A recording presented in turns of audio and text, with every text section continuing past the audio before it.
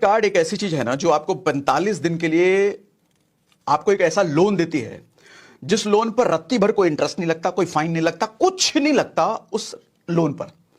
तो उसको लोन कहना भी ठीक नहीं है, क्योंकि लोन पर तो इंटरेस्ट सब लगता है।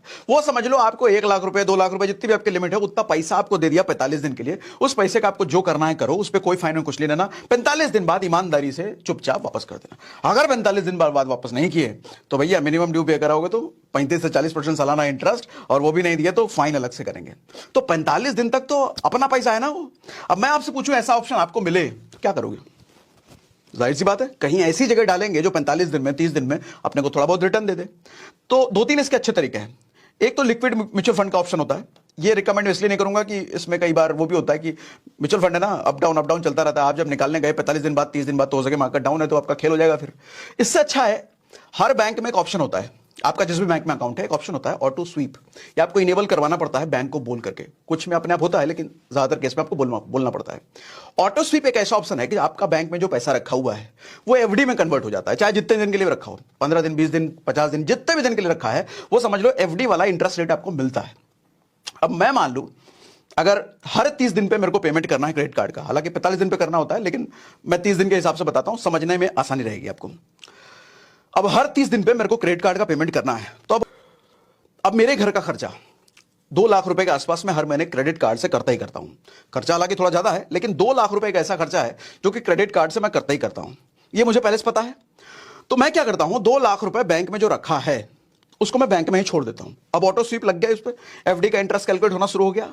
मैं 30 दिन तक उसको एज इट इज छोड़ दूंगा, हर रोज इंटरेस्ट कैलकुलेट हो रहा है उसमें। 30 दिन तक मैं अपने सारे खर्चे क्रेडिट कार्ड करके कर रहा हूं। 30 दिन बाद जैसे ड्यू पेमेंट करने का मेरा बारी आएगा, क्रेडिट कार्ड का बिल चुकाना है, वो पैसा 2 लाख रुपए निकाल करके मैंने क्रेडिट कार्ड को डाल दिया। 30 दिन का तो इंटरेस्ट मुझे मिल गया ना, है ना। अब अगले महीने क्या होगा, अगले महीने फिर से 2 लाख रुपए मैं अपने बैंक में रखूंगा और पूरे महीने मैं क्रेडिट कार्ड से हर जगह करूंगा और 30 दिन पूरा होते ही मैं निकाल करके उसको पेमेंट कर दूंगा। फिर उसके अगले महीने फिर मैं ऐसे करूंगा, हर महीने यही खेल मैं करूंगा। 30 दिन के लिए मैं पैसा अपने बैंक में छोड़ूंगा और वो पूरा 30 दिन मैं अपने खर्चा क्रेडिट कार्ड से करूंगा और 30वें दिन बाद निकाल करके मैं क्रेडिट कार्ड का पेमेंट कर दूंगा। इससे होता क्या है कि हर महीने 2-2 लाख रुपए मुझे बैंक में मिलता है और 2 लाख रुपए चूंकि मैं 30 दिन के लिए छोड़ रहा हूं तो 30 दिन के हिसाब से एफडी का इंटरेस्ट कैलकुलेट होकर के मुझे मिल जाता है। कितना मिलता है ध्यान से समझिए, कैलकुलेशन समझाता हूं, छोटी सी चीज है। अब जैसे मैंने 2 लाख रुपए बताया, अलग अलग बैंक में ऑटो स्वीप का इंटरेस्ट अलग अलग होता है, कोई 4%, कोई 5%, कोई 6%। बहुत अच्छा बैंक है तो जैसे कोटक वगैरह अच्छे बैंक है तो 6% भी देते हैं। मैं 5% बीच का मान लेता हूं। मान लो क्या, मेरा तो है ही ऐसा, तो मैं उसके हिसाब से आपको पहले समझाता हूं, फिर कम खर्चे पर भी एग्जाम्पल देकर आपको समझाऊंगा। 2 लाख रुपए मैंने खर्चा है। अब 2 लाख रुपए पे 5% यानी कि कितना हुआ, 10,000 रुपए। अच्छा, ये 5% एनुअल कैलकुलेट होगा, है तो महीने का, लेकिन क्रेडिट अगर आपने सेविंग अकाउंट पे एफडी का पता होगा तो महीने का भले ही है लेकिन कैलकुलेट ये एनुअल होता है। कैसे समझाता हूं। 2 लाख रुपए मैंने 30 दिन के लिए बैंक में छोड़े। अब 2 लाख रुपए का 5% 10,000 रुपए बन जाता है, तो वो 10,000 रुपए कैलकुलेट करेगा पूरे 12 महीने के लिए। अब मुझे 1 महीने का इंटरेस्ट कैलकुलेट करना है तो 10,000 डिवाइड बाय 12 कर दो, 12 महीने का, तो निकल के आता है 833 रुपए।